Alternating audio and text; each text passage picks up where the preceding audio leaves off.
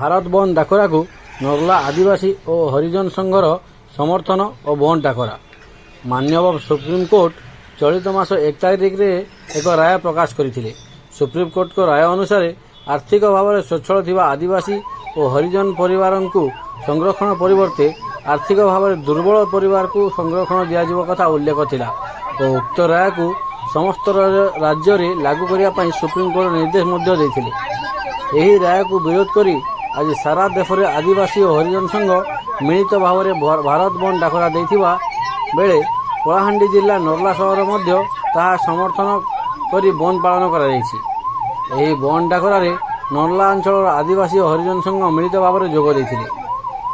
ସକାଳ 7ଟାରୁ ସନ୍ଧ୍ୟା 6ଟା ପର୍ଯ୍ୟନ୍ତ ହୋଇଥିବା ଉକ୍ତ ବନ୍ଦ ଡାକରାରେ ସମସ୍ତ ସ୍କୁଲ, କଲେଜ, ବ୍ୟାଙ୍କ, ସମସ୍ତ ସରକାରୀ ଓ ବେସରକାରୀ କାର୍ଯ୍ୟାଳୟ ବନ୍ଦ ରହିଥିବା ଦେଖିବାକୁ ମିଳିଥିଲା। ନର୍ଲା ପୋଲିସର ସହାୟତାରେ ଶାନ୍ତି ଶୃଙ୍ଖଳା ସହିତ ବନ୍ଦ ପାଳନ କରାଯାଇଥିଲା। ଉକ୍ତ କାର୍ଯ୍ୟକ୍ରମରେ ଆଦିବାସୀ ଓ ହରିଜନ ସଂଘ ମିଶି ST/SC ଅଧିକାର ସୁରକ୍ଷା ମହାସଂଘ ନାମରେ ଏକ ନୂତନ ସଂଘ ଗଠନ କରିଥିଲେ।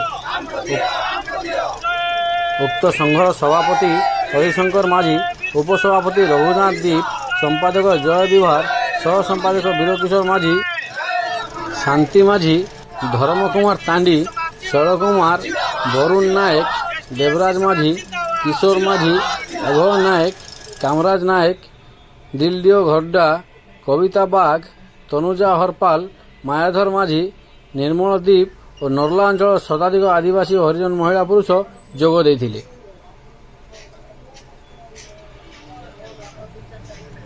କଳାହାଣ୍ଡିରୁ ଅନିଲ କୁମାରଙ୍କ ରିପୋର୍ଟ, ସତ୍ୟର ସ୍ୱର। ଦେଖନ୍ତୁ, ଆପଣ ତ ଜାଣିଥିବେ ଗତ 1/8/2024 ମାନ୍ୟବର ସୁପ୍ରିମକୋର୍ଟ ଯେଉଁ ସାରା ଦେଶରେ ଆମର ST/SC ବିରୋଧୀ ଆଇନ ପ୍ରଣୟନ କରିବାକୁ ଯାଉଛନ୍ତି, ଯାହାଦ୍ୱାରା ଗୋଟେ ସେ ସିଷ୍ଟମ୍ ରଖିଛନ୍ତି ଆମର ସଂରକ୍ଷଣ ଉପରେ। ସେ ଗୋଟେ କ୍ରିମି ଲେୟର ଗୋଟେ ସିଷ୍ଟମ୍ ଗଠନ କରିଛନ୍ତି ଏବଂ ଏହାକୁ ପ୍ରତ୍ୟେକ ରାଜ୍ୟରେ ପାଳନ କରିବା ଲାଗି ସେ ନିର୍ଦ୍ଦେଶ ଦେଇଛନ୍ତି।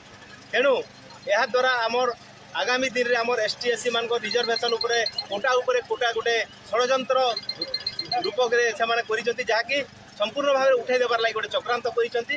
ତେଣୁ ଏହାକୁ ଆମେ ବିରୋଧ କରି ଆଜି ସାରା ଦେଶରେ ଆମେ ଭାରତ ବନ୍ଦ ଡାକରା ଦେଇଛୁ ଏବଂ ଏଠିରେ ଆମର ମିଳିତ ଭାବରେ ST/SC ଆମର ଯେତେ OBC ଏଠି ଆମର ସାମିଲ ହୋଇଛନ୍ତି ଏବଂ ଦେଶବ୍ୟାପୀ ଶାନ୍ତି ଶୃଙ୍ଖଳା ସହିତ ଆଜି ଆମେ ପାଳନ କରୁଛୁ ଏବଂ କେନ୍ଦ୍ର ସରକାରକୁ ଆମେ ଜଣାଇ ଦେବାକୁ ଚାହୁଁଛୁ ଯେ ତାଙ୍କର ଗୋଟେ ସେ ବିଲ୍ ଆଣିବେ ଏବଂ ଆମର ଯେଉଁ ଆମର ବିରୋଧୀ ଆମର ଆଇନ ପ୍ରଣୟନ କରାଯାଉଛି ଆମର ରିଜର୍ଭେସନ୍ ଉପରେ, ତାକୁ ପୁନର୍ବିଚାର କରାଯାଇ ଆମର ଯେଉଁ ପୂର୍ବରେ ଯେମିତି ଆମର ରିଜର୍ଭେସନ୍ ଥିଲା ତାକୁ ପୁନର୍ବାର ଆମକୁ ରଖିବେ ବୋଲି ଆଜି ଆମର ଏଇ ଭାରତ ବନ୍ଦର ଆମର ମୂଳ ଲକ୍ଷ୍ୟ।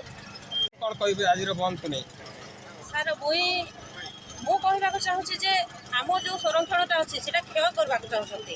ସରକାର ଆମକୁ ଯେଉଁ ଦକ୍ଷତା ଦେଇଛନ୍ତି, ଆମର ଯେଉଁଟା ଆମ ଅଧିକାର ଅଛି ସେ ଅଧିକାରକୁ ଛଡ଼େଇ ନେବା ପାଇଁ ଚାହୁଁଛି ସୁପ୍ରିମକୋର୍ଟ। ତ ମୁଁ ମାନ୍ୟବର ସୁପ୍ରିମକୋର୍ଟକୁ ଅନୁରୋଧ କରିବି ଯେ ସେ ଆମ ଦକ୍ଷତା ଆମ ଅଧିକାରକୁ ଆମ ପାଖରେ ରହିବାକୁ ଦିଅନ୍ତୁ। ସେ ଏ ପ୍ରକାର କିଛି କରନ୍ତୁ ନାହିଁ ଯେ ଯେଉଁଠିକି ଆମ ଆଦିବାସୀ ଦଳିତ ସମାଜର ଲୋକଙ୍କର କ୍ଷତି ହେବ। ସାର୍, ସୁପ୍ରିମକୋର୍ଟ ଯେଉଁ ରାୟ ଦେଇଛନ୍ତି ସେଇ ରାୟରେ ରିଜର୍ଭେସନଟା ଜାତି ଭିତ୍ତିକ ନ ହେଇକି ତାକୁ ଆର୍ଥିକ ଭିତ୍ତିକ କରାଯାଇଛି। ଏଠି ଗରିବ ମାନେ ବେଶୀ ଉପକୃତ ହେବା କଥା ମୋ ମତରେ। ଆପଣ ଏହାକୁ ନେଇ ଯେଉଁ ଆନ୍ଦୋଳନ କରୁଛନ୍ତି, ଏଠି ଗରିବ ଆଉ ଧନୀ ସମସ୍ତେ ସମାନ ହେଇଯିବେ। ଯଦି ଗରିବ ପାଇଥାନ୍ତା ତାର ରିଜର୍ଭେସନଟା, ତାହେଲେ ଗରିବ ମାନେ ଟିକେ ବେଶୀ ଉପକୃତ ହେଇଥାନ୍ତେ ବୋଲି ଲୋକେ ଅଭିଯୋଗ କରୁଛନ୍ତି। ଦେଖନ୍ତୁ ସାର୍, ଗତ ତାରିଖ 1/8/2024 ମାନ୍ୟବର ସୁପ୍ରିମକୋର୍ଟ ST/SC କୋଟା ଉପରେ କୋଟା ବା ST/SC ଯେଉଁ କୋଟାର ଅଧିକାରୀ ଥିଲେ ସେ ଅଧିକାରକୁ ଖଣ୍ଡନ କରିବା ପାଇଁ ଯେଉଁ ରାୟ ଶୁଣାଇଛନ୍ତି, ସେହି ରାୟକୁ ଭାରତବର୍ଷର ST/SC ସମ୍ପ୍ରଦାୟର ସମସ୍ତ ସଂଗଠନ ବିରୋଧ କରୁଛୁ। କାରଣ ଆମର ଯେଉଁ ST/SCଙ୍କର କୋଟା ଅଛି ସେଇ କୋଟାକୁ ଷଡ଼ଯନ୍ତ୍ର କରି ଏହା ମାନେ ଖତମ କରିଦେବାକୁ ଚାହୁଁଛନ୍ତି। ଏଣୁ ଏହାଦ୍ୱାରା ST/SC ଯେଉଁ ଉପକୃତ ହେଉଥିଲେ ତାହା ଆଗାମୀ ଦିନରେ ଆମର ଭବିଷ୍ୟତ ଅନ୍ଧାର ହେବା ବୋଲି ଆମେ ମନେ କରୁଛୁ। ଗତ 2018 ମସିହାରେ ସେହି ସରକାର ଭାରତବର୍ଷର ଏଟ୍ରୋସିଟି କେସ୍କୁ ମଧ୍ୟ ସେ ଖଣ୍ଡନ କରିଥିଲେ ଆଉ SC/ST ମାନେ ଏକତ୍ରିତ ହୋଇ ସରକାରକୁ ମଜବୁର କରିଦେଇଥିଲୁ ଏବଂ ପୁନର୍ବିଚାର କରି ସେଇ ଏଟ୍ରୋସିଟିକୁ ଦେଇଥିଲେ।